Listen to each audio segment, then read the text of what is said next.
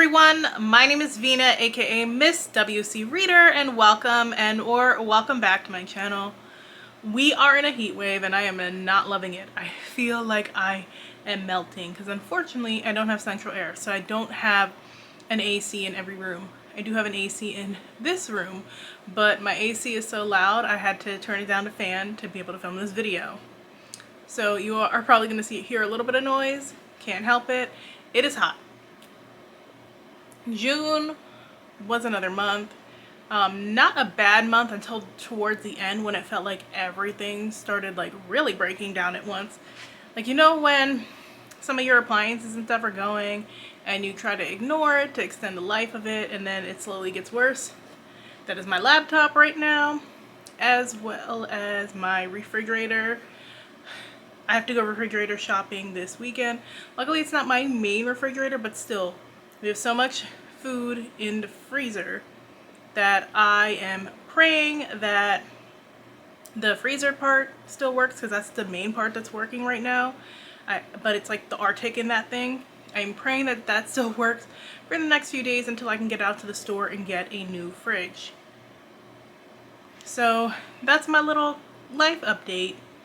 But as far as reading, and I really didn't want to read too much during the month of June. Sometimes I just like wanted to sit out and enjoy the sun until it got way too hot to enjoy anything. And I did read some stuff, like there were some books that I was reading and then I ended up DNFing. And so I usually would push through an audiobook, and I would usually rush to finish certain books in time for the end of the month just to count it towards my goals. But I was like, you know what? Who cares? It's just numbers at the end of the day.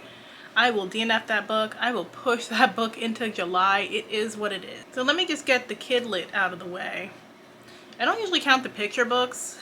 I don't have all the picture books that I read, as I forgot to track them all, and I was mostly giving them to the kids.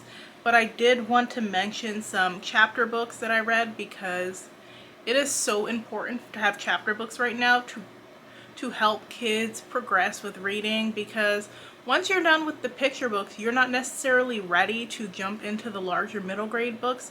They need that in between. And so my niece, who is chapter book age, she's not a lover of reading, unfortunately, so she's not always motivated to read.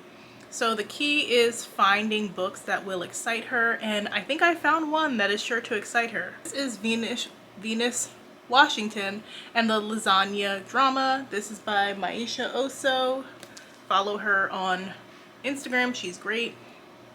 This was so funny, like so funny. It makes me mad that I kept putting this off for months, because I was supposed to read this at like the top of the year. But it is so good. I didn't expect it to be so cute. Venus, she just be saying stuff, like really wild stuff. But it tracks because, kids be saying some wild stuff. Venus loves her granny's lasagna, and until one day she hears Grandpa talking about how Grandma really put her foot into it. And she's like, foot into it? That's disgusting. Like, there's toes up in there and stuff. So she goes on this mission to prove that the lasagna has feet in it. She's out in there looking for the toes. She creates a disaster in the kitchen. And in the end, it's just a funny moment where all her family members end up laughing. This is one of the books from the kids in Mrs. Z's class. This is by Tracy Baptiste. Tracy Baptiste is an auto-buy author in our household. Gotta support a Trinidadian author. And I like this because it was something that I wish I had when I was a kid, but it's also something that I think my nieces will enjoy too. Like, I gave them a copy. This is my copy. And they got excited. They got super excited when I told them that this is a book about a girl who moves from Trinidad to America and is trying to deal with the different things that are happening in America, like the different way you speak compared to in Trinidad. And again, I really had this when I was growing up, because I wasn't born in Trinidad, but my parents were immigrants. My mom had just moved from Trinidad to have me. And so we were learning a lot of things about America together because my dad had been here much longer, but for my mom, so much was brand new. And they do talk differently. And like, there was just little nuances of you have a slight accent to your voice because you're always around people who have accents, and I see it with my nieces now. So I like this. I thought it was really cool how we have Thea bridging the gap between her old life and her new life and finding her voice that sounds right, because she starts to get worried when her accent is no longer as strong as it is and people tell her she sounds different. And then here they don't really play steel pan, while it's the national instrument over in Trinidad, and a lot of kids learn it in school. Like, my little cousin is, I want to say she should be like 8 now, and she was learning how to play steel pan. And so I thought this was a really cool book. I think this series in general is great because there's a little bit of something for every child in it. I read How to Salsa in a Sari, which is by Donna Sakar. This is a throwback. This book came out in 2008, so forever ago. And it was under the Kamani True line, which was a teen offshoot of Kamani Romance. It was all books about black characters. Now, there were one or two like this that weren't by black authors, but for the most part, the line had books by black authors. And even here, I think that she did a pretty good job, especially for the time, of writing a biracial character who embraces both sides of her heritage, but also lives in a very white town. But I like that living in the very white town was acknowledged, especially because she went to school with a lot of wealthier kids. But the book doesn't harp on that. Like, a lot of books nowadays harp on that, and that is the main plot. Instead, we are following Issa here. She lives a pretty simple life with her mom, who is a single mother, and her mom works as an art teacher at her school. She's a high achiever, one of the top students in the class. Well, one day, she ends up getting embarrassed at school because this girl named Kat, who is her rival, ends up stealing her boyfriend. So after a really bad day at school, then she comes home to meet this man that her mother has been dating for the last couple of months, and her mom's like, actually, we're getting married. And then she finds out that this man is Kat's father. So now Kat's gonna be her stepsister, and of course she and Kat are both not here for it.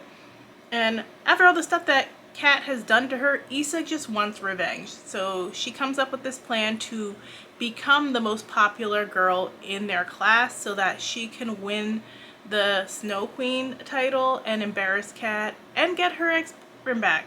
So she gives herself a whole makeover using her future stepdad's cards, because he feels like guilty, like he has to buy her affection. And it's bad enough that he and her mom are trying to quickly rush to get married, but then he also makes them move into his big huge house and live under his roof. So Issa gives herself this makeover. She decides that she's going to attract the guy that Kat has her eyes on, and she also does things to get Kat in trouble and expose her party girl ways, and like makes her dad really come down on her with the punishments. And I thought this book, even though Issa becomes very unlikable, was fun. Like, she wasn't unlikable, I feel like, in the way that some characters are unlikable now in YA, where they're unlikable and they're ultra annoying and you don't really want to keep reading about their story. She was unlikable, but everything in this book was still so interesting, and it felt like this could actually happen at a high school. Like, the antics weren't so over the top. And I like especially that in this book, it's not a happy ending with a neat bow scenario. Issa and Kat don't suddenly come together and love each other. they come together to agreement to be like, okay, we don't have to like each other, but this marriage is going to happen regardless of if we want it to happen or not, so we are going to have to deal. And normally in this type of book, you would have Issa getting the guy that she neglected all book long.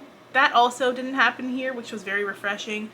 Like, while you had those hints of romance, nobody ended up in this happy, loving relationship, which I thought was great too, and something you don't see often.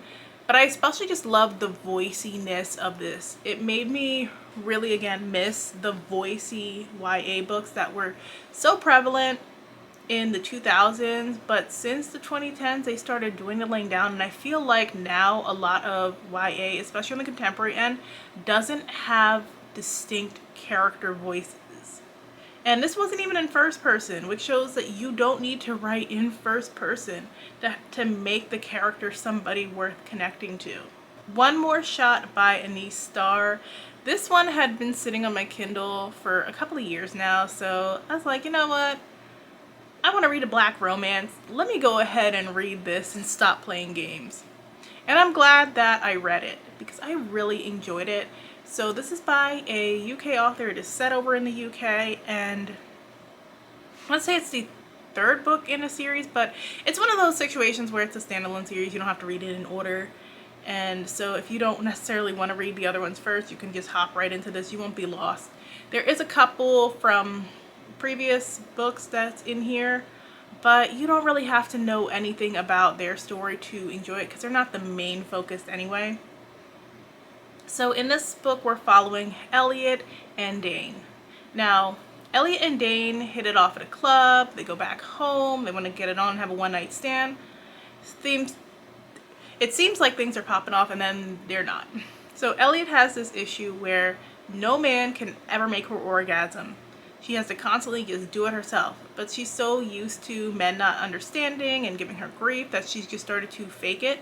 So she starts faking it even though she's not really feeling it, and Dane notices, and he's like, you know what, I'm gonna head out now, and good for him, because like he didn't need to put up with that. It was embarrassing enough as is without her doing her fake moding and stuff, and then she tried to play it off like this wasn't the problem. He's like, you're not even feeling this. He like straight up calls her out on it, and he's like, I'm gonna leave, and he leaves. 2 years go by, they don't see each other. Then Elliot, who is a freelance photographer, gets a job offer from Dane's sister. She's having this destination wedding in Italy. She loves her photos. She wants to pay her extra to come out to Italy. But Elliot is hesitant because of Dane being in the wedding party as the best man.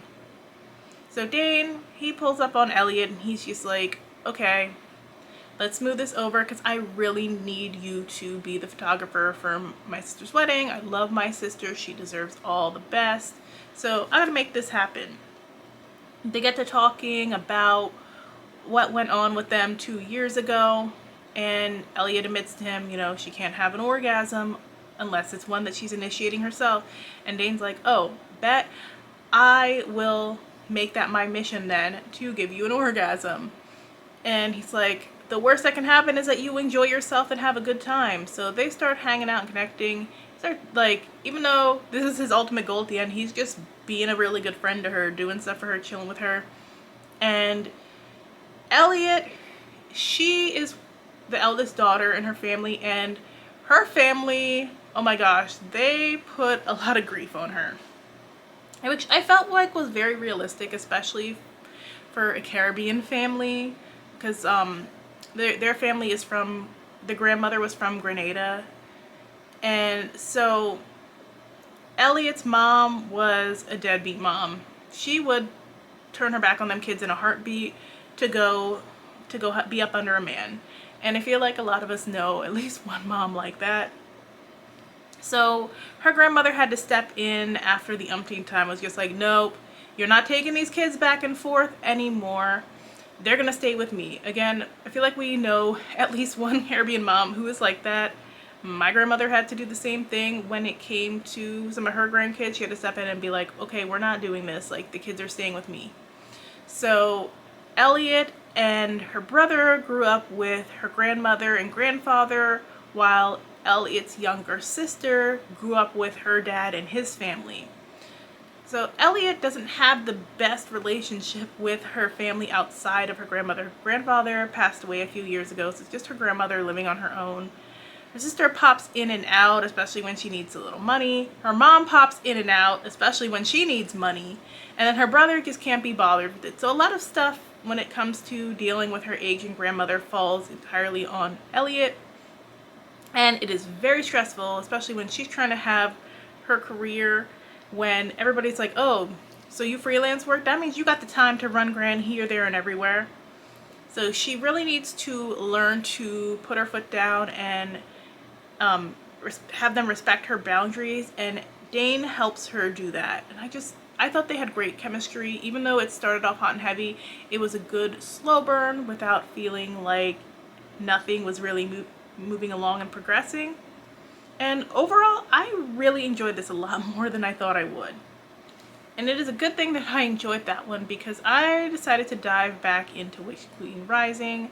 This time I did it with the audiobook. So if some of you recall from the previous month when I was trying to read it, I wasn't really having the best of times.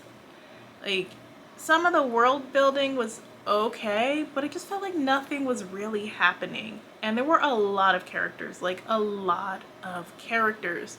So that continued here, where it felt like we were going through the motions in a way. Like, main character Fiend is just going from meeting to meeting with these different factions, because now she is the new Prime after her mother died. She and her mom have this contemptuous relationship. I still don't even understand why her mom hated her so much. I need somebody who read it to explain to me exactly why her mom hated her so much, because it just seemed like her mom had this irrational hate for her, but she did not have the same type of hate for her sister, even though Fiend tries to tell her sister multiple times, like, you know, mom wasn't it. She didn't really like any of us. And I'm just like, but the sister, who is older, by the way, had these great memories of the mom and loved and respect her, and it seemed like the mom preferred her more, when normally you see more commonly an issue where the mom treats the younger child better and the older child gets a lot of grief.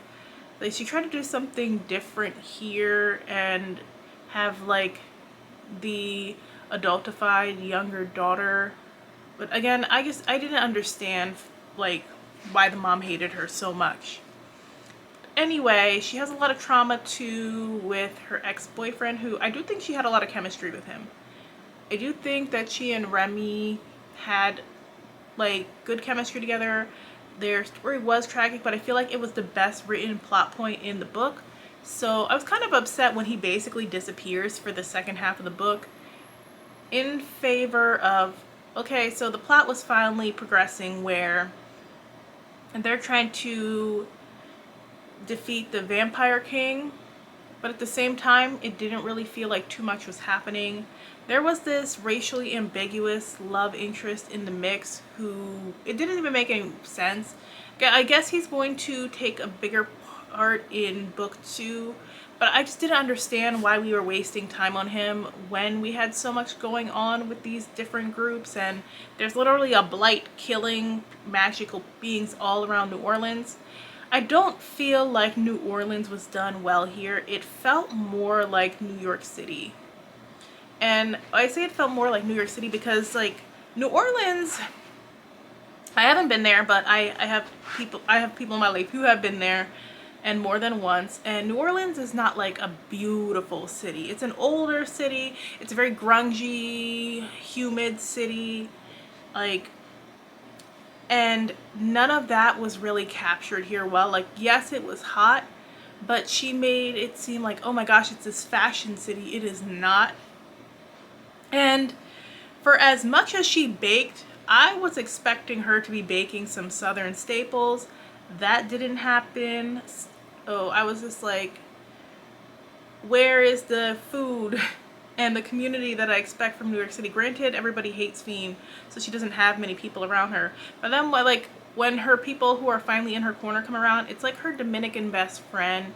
And I'm not saying she can't have a Dominican best friend, but you are more likely to have a Dominican best friend when you are up in the Northeast versus down in Louisiana, where not a lot of Dominican people really move there. So I was like, that just actually just contributed to it feeling more like New York City. And I just don't feel like some of the some of the stuff around their ancestry just didn't feel like it had deep roots like it should have in this type of book. Like, this could have been set on just like a random secondary world plane and it would have read exactly the same as it did, which was kind of upsetting. And it just made me think about how a lot of urban fantasy by Black authors, by default, they're putting it in New Orleans because everybody associates New Orleans with black magic because of the voodoo shops and stuff there. You know, they think black people, magic, New Orleans. And New Orleans definitely gets a lot more focus than other places in the South. But, like, we don't have to set the book there just because the witches are black. I feel like this could have been set up north. There are a couple of other books I feel like could have been set up north. And maybe it's just because I have not read one of these types of fantasies yet that was by a black author who was actually from New Orleans. Maybe I need to read one of those so that somebody can like really get that feel of the city. The world building could have been cool, like, because we do have these different magical groups, but I feel like that was a missed opportunity there to really expand upon them and why they have to work together. Yeah, so overall, I wasn't impressed with this one. I can't see myself picking up the sequel. Is Cabaret in Flames by Ache Puyo, and I had never read anything by this author before, so this was my first. This is a novella, so I don't want to give too much away, but basically we're following this young woman named Ariadne. So she has these artificial limbs because she lost her some of her body parts to these dark beings called ghouls.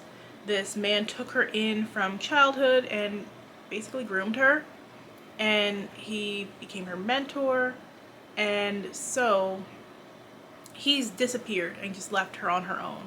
Well, one of these ghouls shows up at the house and is just like, do you know such and such? Like, and she's like, yeah, he's gone. And they decide to investigate his disappearance.